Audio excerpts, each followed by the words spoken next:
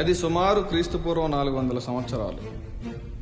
ఎంతో మంది రాజవంశీకులు, అసమర్థ పాలకులు దక్షిణ భారతదేశాన్ని చిన్నాచిద్రం చేశారు. మూర్ఖ పాలన, అరాచకత్వం రాజ్యమేలింది. ప్రజలు ఎన్నో కష్టాలకు, క్షామాలకు గురయ్యారు. శాంతి భద్రతలు లోపించాయి. బ్రతుకే భారంగా మారింది. పరిత్రాణాయ సాధూనాం వినాశాయ చతుష్కృతాం ధర్మ సంస్థాపనార్థాయ సంభవామి యుగే యుగే. త్రేతాయుగంలో రాముడు, ద్వాపర యుగంలో కృష్ణుడు. ఇలా ప్రతి యుగంలో ధర్మ స్థాపనకు, దేశ రక్షణకు ఒకడు లేదా ఒక సమూహం ఏర్పరచబడుతుంది. అలా మూర్ఖ పాలనకు చరమగీతం పాడడానికి పుట్టిన కులమే అగ్నికుల క్షత్రియ కులం. భారతదేశంలో చాలా కులాలు వృత్తి ప్రాతిపదికగా ఏర్పరచబడ్డాయి. కానీ అగ్నికుల క్షత్రియ కులం ఆంధ్ర మహాసామ్రాజ్యం అంతిమ దశలో దేశ రక్షణ కోసం ఏర్పరచబడిన కులం. అగ్నికుల క్షత్రియ అధినాయకత్వంలో దేశాన్ని సురక్షితంగా పాలించిన అనేక రాజవంశాలలో ఒకరైన పల్లవులు దక్షిణ భారతదేశాన్ని సుమారు 900 సంవత్సరాలు పాలకులుగా ఉన్నారు. దక్షిణ భారతదేశాన్ని పాలించిన అన్ని రాజవంశాలలో పల్లవులు చాలా గొప్పవారు. శిల్ప కళాభివృద్ధికి, దేవాలయ నిర్మాణాలకు, నౌకల ద్వారా విదేశీ వాణిజ్యాలకు పల్లవులు పెట్టింది పేరు. వృత్తి కళలకు, వ్యవసాయానికి, దేశాభివృద్ధికి పాటుపడ్డారు. తీర ప్రాంతంలో పల్లవపురి రాజధానిగా పాలన సాగించారు. క్రమేణా కాలక్రమంలో కాంచీపురం రాజధానిగా పాలన సాగించారు. మొదట స్కందవర్మ 4వ శతాబ్దంలో కృష్ణానది నుండి పెన్నా నది వరకు, పడమర బళ్ళారి వరకు సామ్రాజ్యాన్ని విస్తరింపజేశాడు. ప్రజలు సుఖశాంతులతో, భోగభాగ్యాలతో విలసిల్లాలని పరితపించి అశ్వమేధ యాగాన్ని జరిపించి రాజులకే రాజుగా కొనియాడబడ్డాడు. క్రీస్తుపూర్వం 350, 575 ఈ కాలంలో దాదాపు 16 మంది పల్లవ రాజులు పరిపాలించారు. దేశాన్ని సుభిక్షంగా మార్చారు. క్రీస్తుపూర్వం 565, 580 ఈ కాలంలో సింహవిష్ణు చెర, చోళ, పాండ్యుల అధికారాన్ని సమర్థంగా ఎదుర్కొన్నాడు. అతని కుమారుడు మహేంద్రవర్మన్ క్రీస్తుపూర్వం 600, 630 ఈ కాలంలో కళలకు, సంగీతానికి ప్రాచుర్యం కల్పించాడు. అతని కుమారుడు నరసింహవర్మన్ సింహళ రాజ్యాన్ని తిరిగి సామ్రాజ్యంలో కలిపాడు. అతని బిరుదు మామల్ల అనే పేరు మీదనే తీర ప్రాంతంలో మామల్లపురం అనే నగరం వెలిసింది. అదే ఇప్పటి మహాబలిపురం.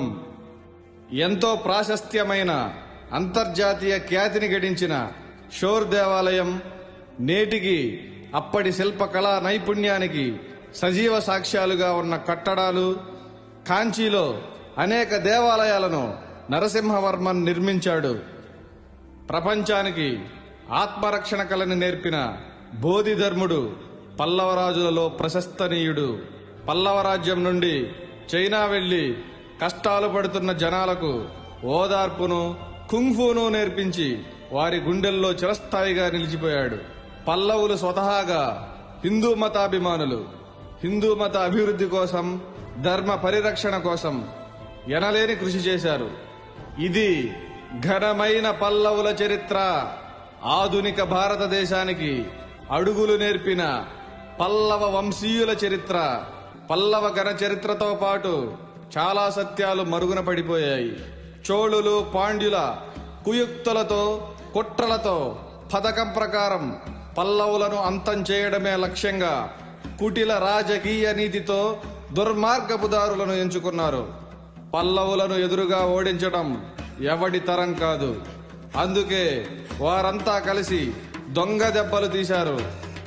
పల్లవులు నిర్మించిన అనేక నగరాలను, కట్టడాలను, ఆలయాలను వారి ఘనతగా చెప్పుకునే నీచ స్థాయికి దిగజారారు. ఒక పథకం ప్రకారం పల్లవ సామ్రాజ్యాన్ని పూర్తిగా నాశనం చేశారు. పల్లవ రాజులకు రాజ్యాలు పోయినా రాజసత్వం పోలేదు. ధైర్య సాహసాలు, ముక్కుసూటితనం, ఆత్మాభిమానం పోలేదు. తిండి ఉన్నా లేకపోయినా నీతిని, రాజసాన్ని వదులుకోవడానికి ఏ అగ్నికుల క్షత్రియుడు సహించలేడు. అది వారి రక్తంలో నరాన జీర్ణించుకుపోయింది. కాలక్రమంలో ఆంధ్రదేశంలో పల్లవులు పల్లీలుగా పిలువబడ్డారు. పల్లి అంటే పాళీ భాషలో రాజు అని అర్థం. పల్లవుల పతనానంతరం శాసనాలు పాళీ భాషలో ఉండడం చేత, పాళీ భాష ప్రాచుర్యం పొందడం చేత పల్లవులు పల్లీలుగా పిలువబడ్డారు. పల్లవుల పతనానంతరం తరువాత పుట్టుకొచ్చిన రాజవంశీకులు, మహమ్మదీయులు బ్రిటిష్ వారి కాలం వరకు అలాగే కొనసాగించబడ్డారు. పల్లీలు అనే పదం తక్కువ స్థాయి అనే భావనను కలిగించారు. అలా కాలక్రమంలో పల్లవులు పల్లీలుగా మారినా, వారి రాజ్యాలు అంతరించినా వారి రాజసత్వం పోలేదు. హిందూ మతాభిమానం పోలేదు. వారి సమాజ సేవ, సాంస్కృతిక కార్యక్రమాలు వారి తరువాత తరాలు కొనసాగిస్తూనే ఉన్నారు. అటువంటి గొప్పవారిలో కొందరు ముఖ్యులు. శ్రీ కొప్పనాతి కృష్ణమవర్మ గారు ప్రపంచ ప్రసిద్ధి పొందిన అంతర్వేది దేవాలయ నిర్మాత. అంతర్వేదిలో శ్రీ లక్ష్మీ నరసింహస్వామి వారి దేవాలయాన్ని 1823లో నిర్మించి, స్వామివారికి నిత్య ధూప దీప నైవేద్య మరియు కళ్యాణ మహోత్సవాల కొరకు ఎటువంటి లోటు లేకుండా 1800 ఎకరాల భూమిని వజ్ర వైడూర్య రత్న మణిహారాలతో కూడిన ఆభరణాలు సమర్పించి భక్త శిఖామణిగా కీర్తి గడించారు. పిమ్మట శ్రీ మల్లాడి సత్యలింగం నాయకర్ గారు సమాజానికి విద్య ఆవశ్యకతను గుర్తించి విద్యాభివృద్ధి కొరకు కోట్లాది రూపాయల తన యావదాస్తిని విరాళంగా ఇచ్చి 1912వ సంవత్సరంలో శ్రీ మల్లాడి సత్యలింగం నాయకర్ చారిటీ స్థాపించి ఎన్నో రకాల విద్యా సంస్థలు స్థాపించి ఇప్పటికీ 2 పూటల అన్నం పెట్టి విద్యాభివృద్ధికి ఎనలేని కృషి చేసి మహాదాతగా కీర్తి గడించారు. అంతర్జాతీయ స్థాయి శాస్త్రవేత్త ఎల్లాప్రగడ సుబ్బారావు విద్యనభ్యసించింది ఎంఎస్ఎన్ చారిటీస్లోనే. తదుపరి కోనసీమ తిరుపతిగా ఖ్యాతి గడించిన వాడపల్లి శ్రీ వెంకటేశ్వర స్వామి ఆలయాన్ని నిర్మించింది అగ్నికుల క్షత్రియుడు శ్రీ పెనబోతు గజేంద్రుడు గారు. ఇదంతా కొంతవరకే తెలిసిన అగ్నికుల క్షత్రియుల ఘన చరిత్ర. చరిత్ర కందని సత్యాలు ఎన్నెన్నో.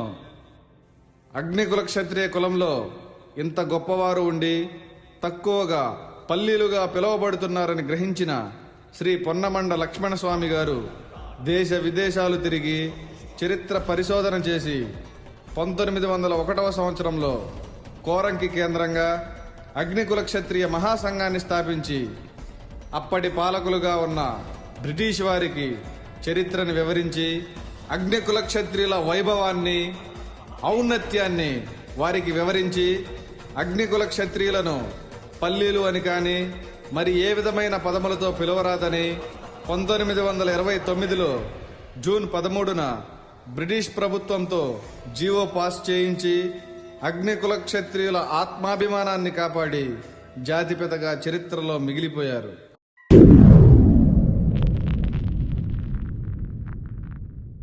అంతటి ఘన చరిత్ర కలిగిన అగ్నికుల క్షత్రియులు ఇప్పుడెలా